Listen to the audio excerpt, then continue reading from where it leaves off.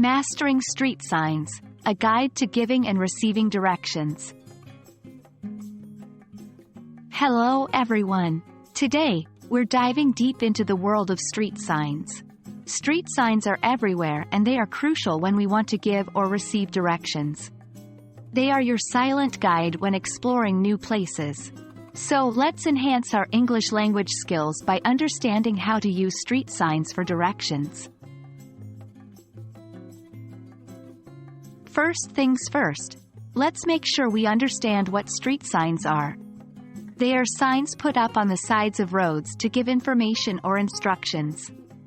Common types of street signs include stop signs, yield signs, speed limit signs, directional signs, street names, and much more. When giving or receiving directions, you might refer to these signs to make your instructions more precise.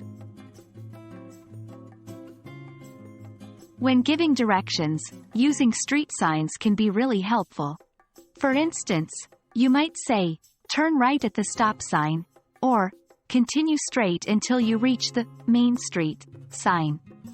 This way, you're providing visual cues to the person you're giving directions to, which makes it easier for them to find their way. When receiving directions, paying attention to street signs is equally important. If someone tells you to turn left at the "No U-turn" sign, you'll need to be vigilant and look out for that sign. It's important to familiarize yourself with the common street signs so you can recognize them when they are used in directions. It's important to remember that while landmarks can change over time, like a store closing down or a tree being cut, street signs typically remain the same. Using street signs to give or receive directions is often a more reliable method.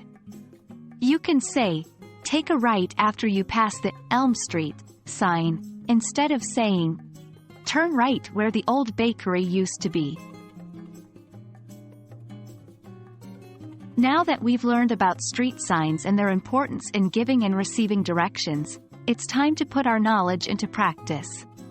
Try to role play with a friend or family member, and use street signs in your directions. This will not only improve your English language skills but also make you more confident in navigating places. We hope you found this guide to using street signs in English for giving and receiving directions helpful. Remember, practice is key. So, make it a point to consciously notice street signs when you're out and about and incorporate them in your conversations when discussing directions. Until next time, keep exploring, keep learning, and keep moving forward on your English language journey.